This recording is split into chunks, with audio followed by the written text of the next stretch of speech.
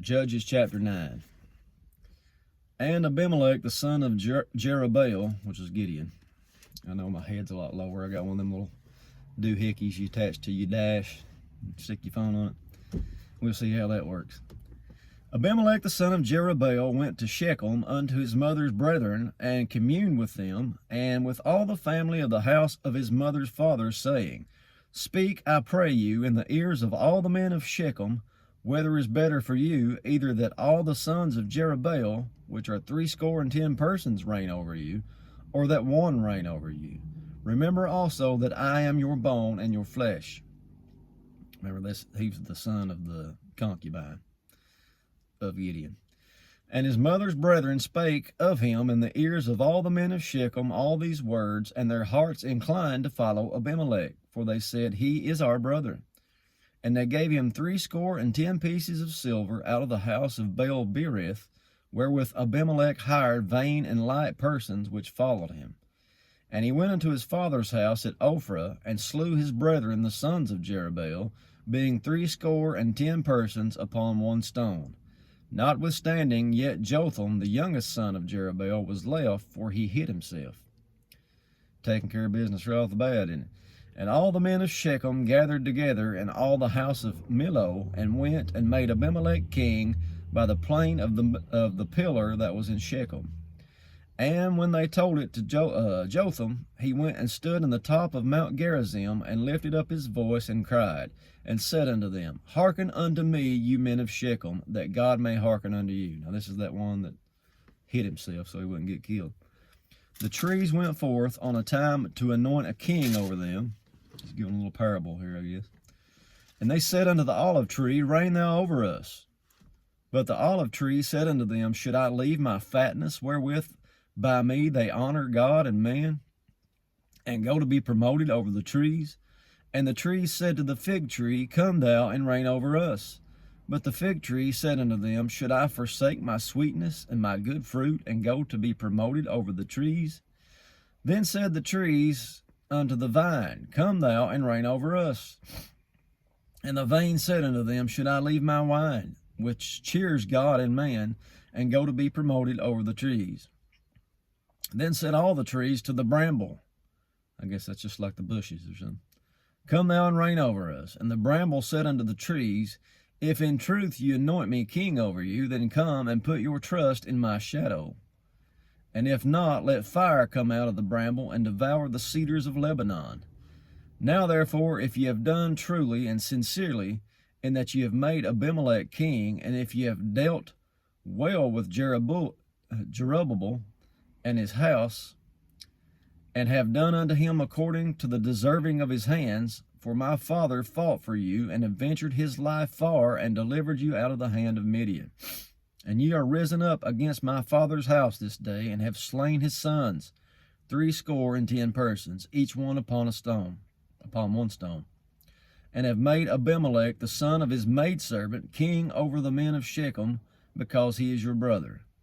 If you have then dealt truly and sincerely with Jerubbaal and his house to this day, then rejoice ye in Abimelech, and let him also rejoice in you. But if not, let fire come down from Abimelech, and devour the men of Shechem and the house of Milo, and let fire come out from the men of Shechem and from the house of Milo, and devour Abimelech. And Jotham ran away and fled, and went to Beer, and dwelt there for fear of Abimelech his brother. So he's pretty much standing up saying they shouldn't have done what they did.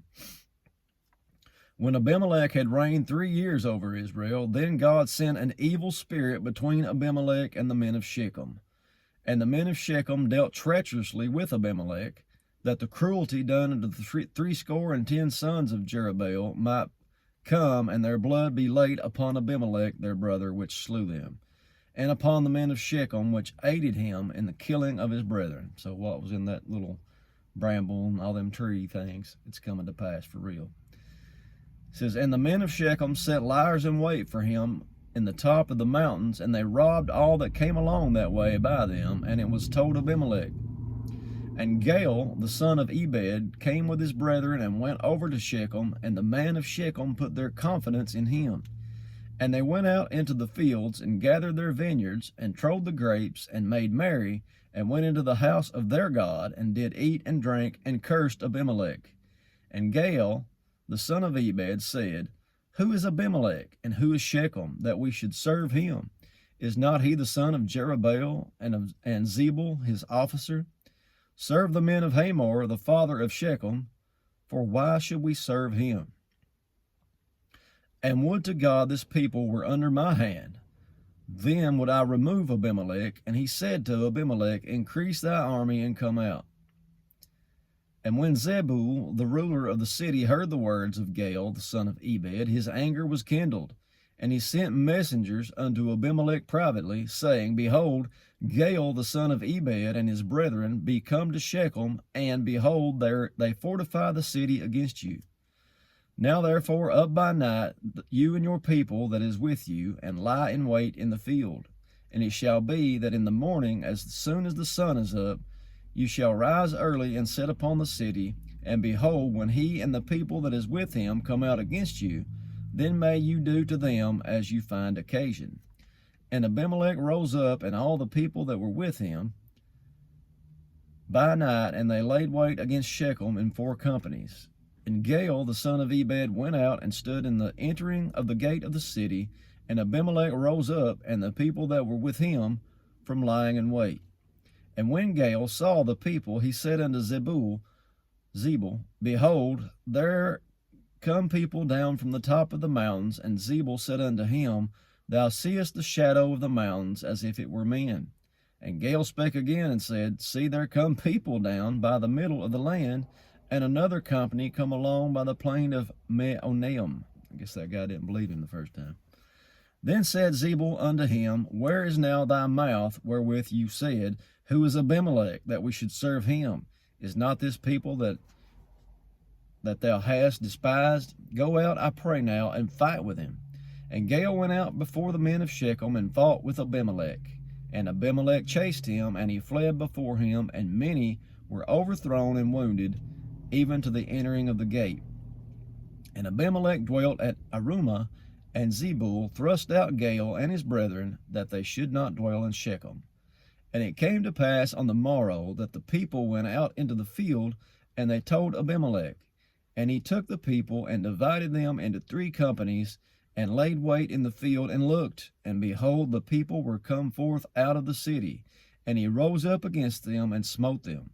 And Abimelech and the company that was with him rushed forward, and stood in the entering of the gate of the city, and the 2 other companies ran upon all the people that were in the fields, and slew them.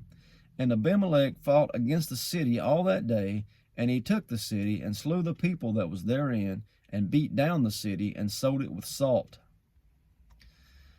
And when all the men of the tower of Shechem heard that, they entered into a hold of the house of the god Berith. And it was told Abimelech that all men of the tower of Shechem were gathered together. And Abimelech gat him up to Mount Zalmon, he and all the people that were with him. And Abimelech took an axe in his hand, and cut down a bough from the trees, and took it and laid it on his shoulder, and said unto the people that were with him, What ye have seen me do, make haste, and do as I have done. And all the people likewise cut down every man his bough, and followed Abimelech, and put them to the hold, and set the hold on fire upon them. Comes the fire, I guess. So that all the men of the tower of Shechem died also, and 1,000 men and women. Then went Abimelech to Thebez, and encamped against Thebez, and took it. But there was a strong tower within the city, and there fled all the men and women, and all they of the city, and shut it to them, and gat them up to the top of the tower. And Abimelech came unto the tower, and fought against it, and fought hard unto the door of the tower to burn it with fire. And a certain woman cast down a piece of a millstone upon Abimelech's head, and all to break his skull. When he called hastily unto the young man his armor-bearer, and said unto him, Draw your sword and slay me, that men say not of me, A woman slew me. Seen that a lot here lately. Remember Jael with Sisera? Here we got the same thing with Abimelech, except instead of a big nail, it's a rock, a millstone. He says, And his young men thrust him through, and he died. And when the men of Israel saw that Abimelech was dead, they departed every man unto his place. Thus God rendered the wickedness of Abimelech, which he did unto his father in slaying his 70 brethren. And all the evil of the men of Shechem did God render upon their heads, and upon them came the curse of Jotham the son of Jerubbaal. And that's it for chapter 9. Hope you guys have a good weekend. See you Monday. God bless.